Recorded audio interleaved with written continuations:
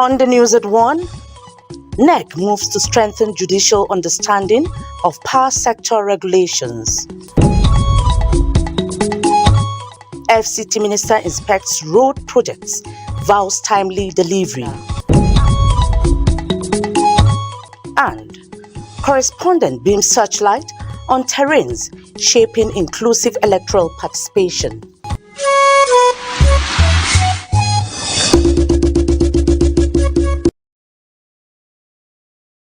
Welcome to the news at 1 on NTA Channel 5, Abuja, the Unity Station. I am Mariam George Jitobo. The electricity market in Nigeria is evolving thanks to the new Electricity Act 2023, which decentralizes power generation, transmission, and distribution. The development came with much progress and challenges, so the Nigerian Electricity Regulatory Commission, NEC, is engaging judges on the emerging legal issues for effective adjudication. Joshua Ojito reports. New law with reforms changing the regulatory landscape of the power sector, which empowers subnationals to regulate electricity matters. While this came with opportunities for the electricity market, the market has equally moved from a single regulator to multiple regulators. So far, 16 states have been granted approval to regulate electricity matters within their jurisdiction. This means more work for the judges.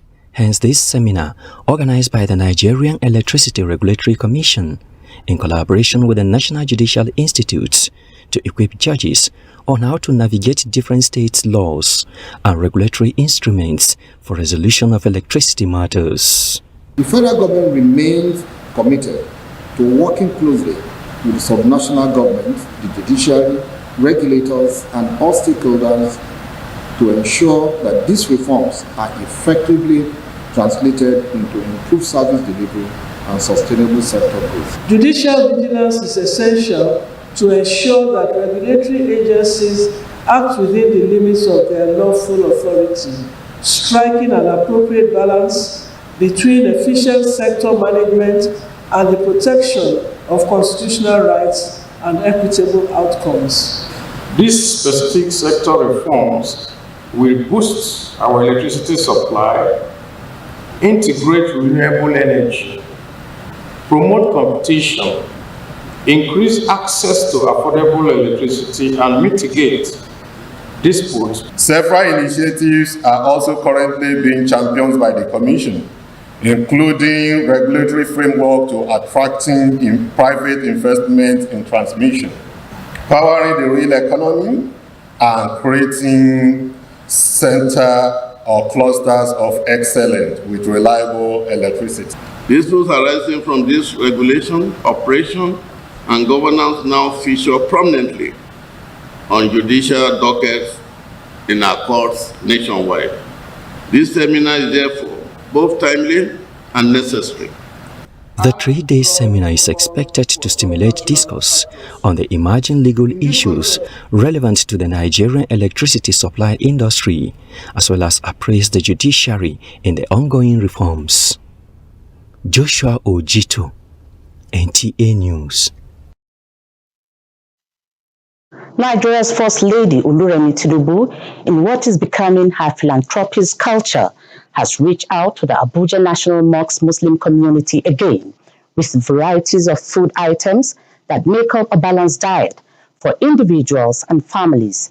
Chairman of the Distribution Committee, Ustaz Abubakar Sadiqi, says this batch of donation and distribution is coming preparatory to the Ramadan fast.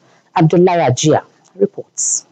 The First Lady, as Mother of the Nation, has continued to demonstrate kindness and empathy to the Abuja Muslim community. Her constant donation of food items has become synonymous with giving joy to the less privileged. These varieties of consumables, the Chairman Mosque Distribution Committee, Ustaz Abubakar Sadiq, explains to include frozen chickens, 100 bags of 50 kg rice, 100 cartons of spaghetti, 200 crates of eggs, cartons of oranges and apples, as well as potatoes and bottled water, among other items. I think she's just warming up because more will be coming, as is her custom, to remember the poor and the less privileged in the society. That is what we are doing today. We are starting with the perishable items today, the frozen chicken, the eggs, potatoes she has sent. This we are distributing today. The gesture at a time like this is believed to be soul-lifting for families and beneficiaries. The beneficiaries are within the National Mosque community, the workers, the cleaners, the security personnel within the mosque. Our gratitude to Her Excellency knows no bound. Our appreciation and the appreciation of the poor and the recipients is endless. This distribution of food items will go a long way to serve the household. We want to appreciate her a lot, and we look forward to see more. These are items an average family in Nigeria doesn't usually see it all the time, and getting it at now, honestly, it goes a long way for the citizen. To anyone that have received this, I'm sure they are going to sleep happy today at home. Yeah, and we appreciate the First Lady. With much expression of joy over the gesture, the committee's leadership said other items will be distributed in the coming days before the Ramadan fast. In Abuja, Abdullah Hajia, NTA News. Minister of the Federal Capital Territory, Nyesom Wike, has announced the completion of the vital Airport to Kuje Expressway by June. This development, he says, signals a significant upgrade for motorists using the corridor, promising a smoother and efficient journey. The minister announced this during the inspection tour of road projects in the council. Onozi Yakubu tells us more.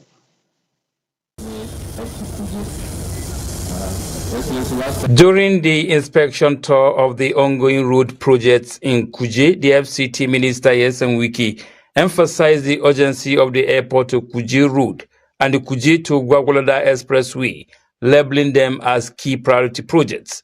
The infrastructure upgrades he maintains are slated for inauguration as part of the celebrations marking the third anniversary of President Tinubu's administration. I'm well impressed with the level of work done. And like the contractors have said, God willing, by first week of June or July, they would have inaugurated this project. It's a very important project, so that you don't need to go to the two airport if you are going to go to town. So I think it's very important. We are very, very happy with what we have seen. From airport to Kuje, it was 30%, and here I can see it's almost 65%, so I think they will be up.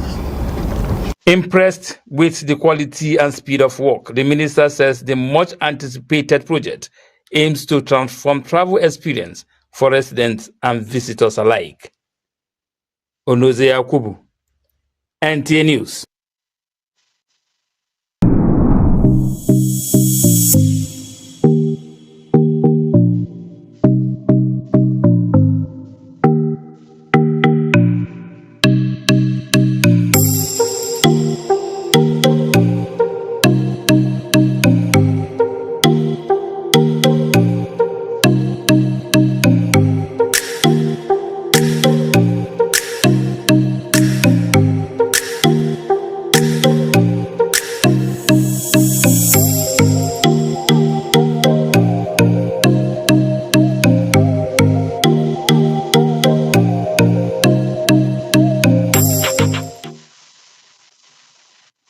Now, it is a part of the body that rarely asks for notice, yet answers many calls of life, from work to rest, greetings to choice. One finger often leads the rest. It presses, holds, lifts, signs, and seals fate. This is the story of the thumb, its place in the life of people, belief, and in civic choices. It often plays a significant role, just like it is about to be experienced as the FCT Area Council polls draw near. Onoti Yakubu brings us insights. From lines to loops and from grip to release, the thumb tells a tale without speech. In most scenarios, it meets the palm and attacks begin to open doors in utilization of work tools, the thumb guides them to obey. Without the full function of the thumb, the hand waits to slow tasks and balance shifts. In such situations, life turns awkward, not by loss of strength, but by loss of link. As a matter of fact, every part of the body is very important. If any part of the body is hurting, even the ones that are hidden inside, as is described, most of the body cannot function well. Talk less of the thumb that you use to hold something, to grip it, to use it when you want to hold knife to cut. The thumb has to be involved. If one thumb is removed, it's not the same. The thumb should always be respected and be applied and be used with a sense of decorum, source of wisdom, and also beyond immediate gain. Across time, people read meaning in this finger. In rituality, it stood for will. In oath, the thumb bore ink, and in faith, it served as sign of life force, a seal between thought and action. Cultural connotations exude this critical part of the human body with spoken approval, warning, or resolve, all without a word. Within the context of our society, the value placed on the thumb is very, very small value, little value is placed on it, and the reason being that decisions, that are some of the most important decisions that anybody will make, are taken with laxity. The thumb in civic life carries a role that shapes fate. Across the FCT, come the 21st of this month, the thumb will meet ink again. That thought alone will stand for voice and the trust emplaced in leadership. Through these marks, voters take part in plans for the various councils' growth, work, safety, and for shared progress. Every civilized society should respect the thumb of a human being, because that is what gives the man power to keep you in office or to remove you in office, to support you or to remove you from office. But here in Africa, it's a power-grabbing system that we have, and so the power of the thumb has been completely eroded. I can tell you the Nigerians, they apply the thumb without really thinking of the consequences. We have not used it wisely in most cases. The few ones that use the thumb wisely, at the end, the use of thumb does not really make any difference, because majority will definitely determine what the outcome of every election. And I think there's need for sensitization, there's need for the people to be properly enlightened. At such point, the thumb is not just part of the hand, it is a proof of presence and a bridge between the will of the people and the path ahead. Onotu Yakubu, NTA News.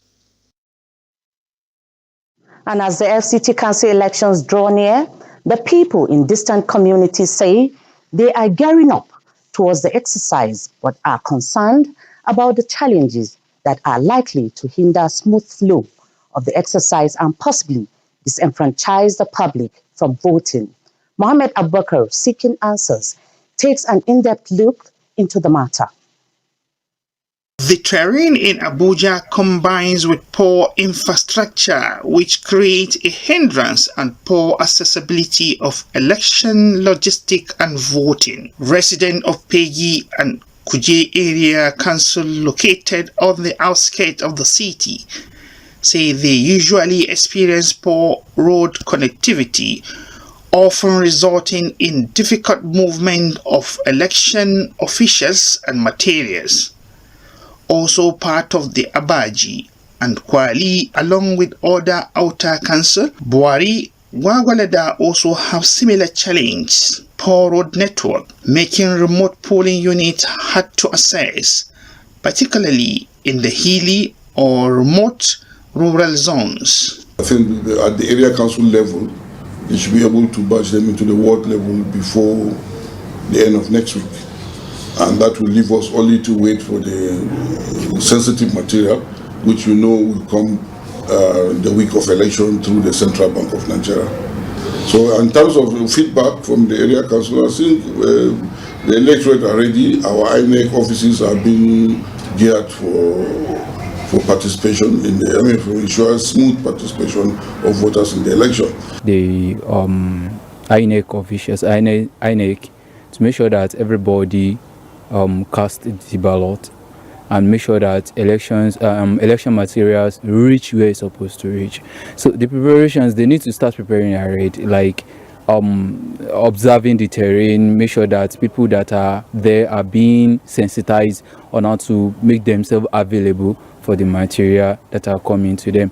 Likewise, some rural areas in the FCT are confronted with security challenge, risk of violence, theft of materials, or intimidation of voters as noted in the previous election reports. What is the FCT INEC doing about these? We have commenced voter education, sensitization activities for voter enlightenment, and we also have engaged some civil society organizations who have been working with us at the area council and RA levels for voter sensitization. Election will come, voters will vote, and winners will emerge. But the call for peace will remain valid during and beyond the electoral exercise. The unity of Nigerians is first. In Abuja, Yusuf M. Abubakar, NTA News.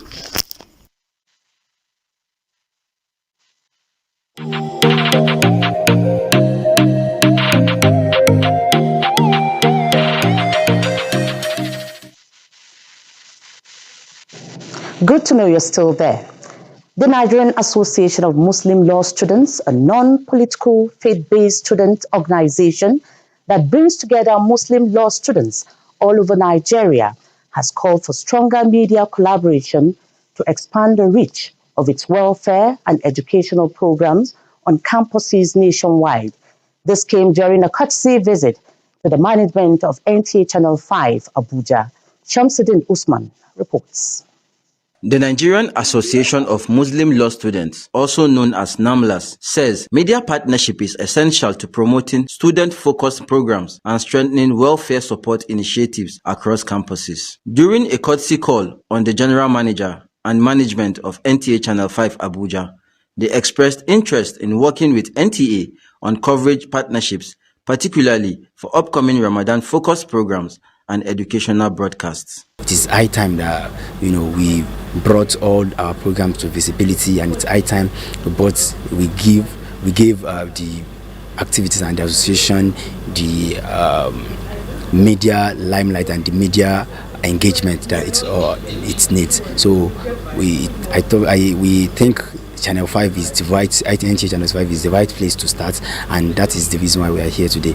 And we want to use this opportunity to thank the GM and our team for having us. It was really, really nice to be with them, and they have assured us that all that we prayed for before them, everything will be granted, and they are going to try all in their power to make sure that we get these social media and the media presence that we need. Responding, the management of NTA Channel 5 Abuja commended the association's focus on student welfare and structured engagement, assuring them of continued support within the station's public interest mandate. To commend you for what you have been able to do so far to impact your members positively and also the general public. And on behalf of the management and staff of NTA Channel 5, I want to promise you that we are ready to partner with you to give you that visibility which you desire, to ensure that your activities are brought to the limelight. You have laudable programs year in, year out to your association, and it's a good thing that you have taken these steps to come and collaborate with NTA. The visit ended with a mutual commitment to collaboration aimed at promoting values-driven student development through responsible media engagement. In Abuja, Shamsuddin Usman, NTA News. We now take a short break. The news continues shortly. Do stay.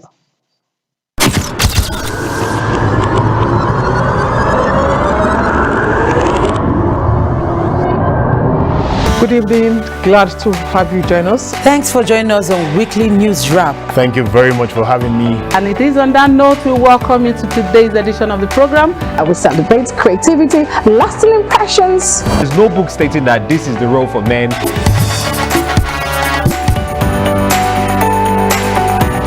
On the news. On the news at 7.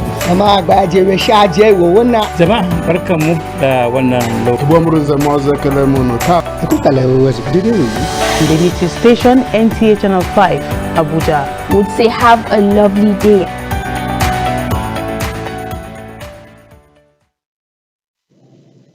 Thank you for staying tuned to NTA Channel 5, Abuja. Moving on, Straight Business Integrated Limited, SBI, a fast-growing player in the health and wellness sector, has launched 2 nutritional products, Alimax and Dino, into the nation's capital. Odiri Ogboru Arutere reports that the launching of the products in Abuja indicates the availability of the products across Abuja. Introducing Alimax and Dino products to Abuja residents, the SBI Abuja leader, a retired Assistant Controller General of Immigration, Francisca Dakat, and top management of SBI hits the streets of Abuja with flyers to announce the availability of Alimax and Dino in Abuja. People are getting healed, cancer patients, stroke patients, asthma, arthritis, diabetes, just name it, because it's a stem cell. So what it does actually is that it replaces the dead cell, replicate good cells, cleans your blood system, and so once everything is fine, you are good to go. At the venue of the launching of Alimax and Dino, Dr. Jude Ngusoro and the other management staff of SBI Limited, who spoke at the occasion, noted that both products aimed at improving the well-being and vitality of Nigerians. You know, there are stem cells in every part of the body, and when these stem cells are stimulated, every part of the body is affected because they are in every part of the body. So it is not a drug that cures all sicknesses. No, rather it is a preparation that stimulates all the cells that are already inherent in your body, created by God. And because those cells are in every part of the body, when stimulated, they work and begin to make your body system whole and well. We'll have a stockist here. When you go to our back office, you will see it. But we'll have an office on Otako where you can get our office or our product at the second floor at Libro Plaza. We'll have office there, second floor, Suite 4 office. That's where we'll have our product in stock for now. And we'll have at the stock Madam Franca store in Asokoro. You will see it when you log out to our back office or you call through the number you're going to see at the channel to get the product. Stakeholders from the health industry, distributors, and members of the public were in attendance to witness the unveiling of the products to the people of FCT. Various testimonies by consumers of the products featured at the occasion.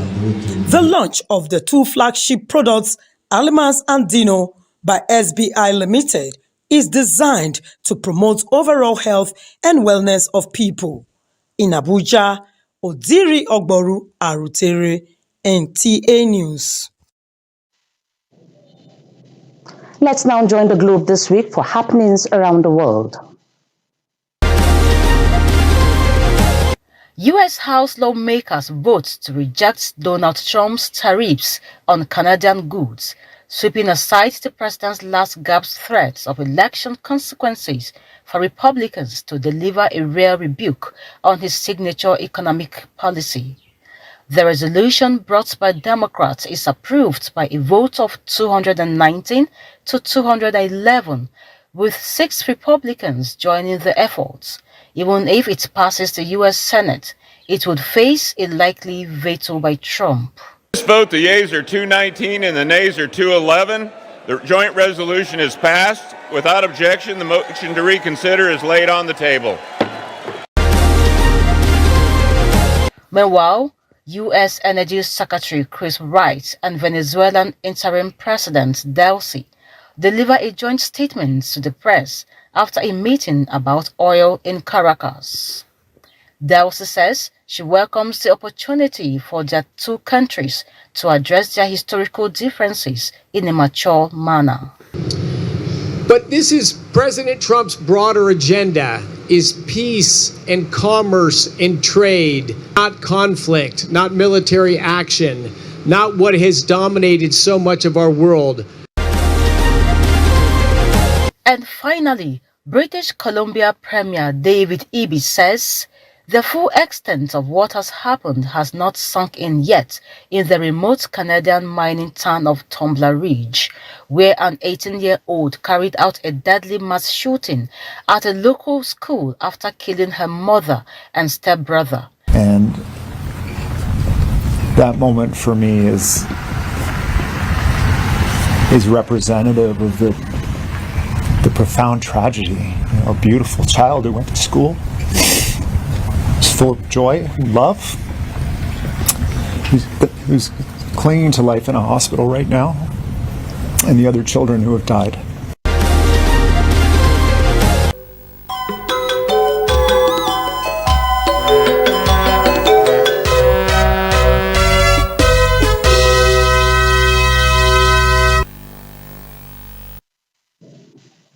And talking sports, in a bid to stage a successful second edition of the African Youth Games, tagged Abuja 2027, the National Sports Commission has officially inaugurated the local organizing committee for the Games. The 28-member committee was inaugurated by the chairman, National Sports Commission, Malan Shehu Dikko, with the clear mandate to organize the best ever youth games on the continent. For details, join us at 7.